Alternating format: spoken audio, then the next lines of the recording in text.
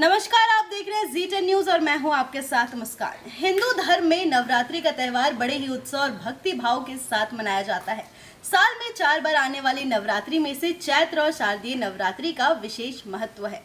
इस बार चैत्र नवरात्रि 9 अप्रैल यानी मंगलवार से शुरू हो रही है। नवरात्रि में कुछ बातों का ध्यान जरूर रखें, पाए माँ दुर्गा की कृपा।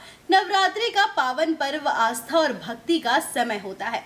इन 9 दिनों में हम माँ दुर्गा की 9 रूपों की पूजा अर्चना करते हैं और उनसे सुख समृद्धि की कामना करते हैं। लेकिन पूजा के साथ साथ कुछ नियमों का पालन भी करना जरूरी होता है ताकि माँ की कृपा हम पर बने रहे। तो आइए जानते हैं कि चैत्र नवरात्रि के बारे में विस्तार से। नवरात्रि में इस बार 5 दिव्य राजयोग का महासंयोग बनेगा। गज केसरी योग, लक्ष्मी नारायण योग, शश राजयोग, बुधादित्य योग और मालवीय राजयोग एक साथ बन रहे हैं। चैत्र नवरात्रि के पहले दिन सर्वार्थ सिद्धि योग और अमृत सिद्धि योग का निर्माण हो रहा है। चैत्र नवरात्रि पर इस बार अश्विनी नक्षत्र का भी योग बन रहा है। इन सभी संयोग के बीच माँ दुर्गा की आराधना अति शुभ रहेगी। नवरात्रि की शुरुआत घट स्थापना से होती है। इस दिन शुभ मुहूर्त में कलश स्थापित किया जाता है, जिसे भगवान विष्णु का प्रतीक माना जाता है।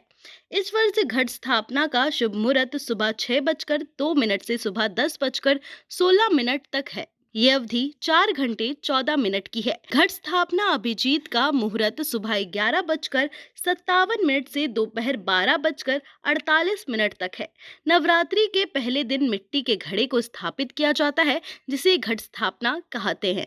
घट को घर के ईशान कोण में स्थापित करना चाहिए। घट में पहले थोड़ी सी मिट्टी डालें और फिर जौ डालें। फिर इसका पूजन करें। जहां घट स्थापित करना है उस स्थान को साफ करके वहां पर एक बार गंगा जल डालें। घर के ईशान कोण में एक चौकी पर लाल कपड़ा बिछाएं। मिट्टी के कलश में जल भरकर उसमें सिक्का, सुपारी, लौंग, दूर्वा और अक्षत डालें। कलश के मुख पर आम के पत्ते रखकर नारियल को लाल कपड़े में लपेट कर रखें। कलश के पास फल, मिठाई और प्रसाद रखें। माँ दुर्गा की तस्वीर या मूर्ति स्थापित करें और विधि विधान से पूजा संपन्न करें। नवरात्रि में मांस, मदिरा और लहसुन प्याज जैसे तामसिक भोजन से दूर रहना चाहिए। सात्विक आहार का सेवन करें, जिससे मन और शरीर दोनों ही शुद्ध रहेंगे।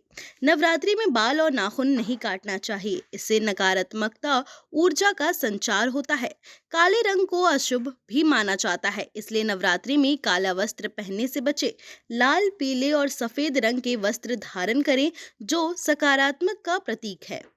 नवरात्रि में साफ सफाई का विशेष ध्यान रखें। पूजा स्थल और घर की नियमित सफाई करें। मान्यता है कि नवरात्रि में नए वस्त्र खरीदने से बचना चाहिए। कैसी लगी आपको ये पूरी जानकारी, हमें कमेंट करके जरूर बताएं।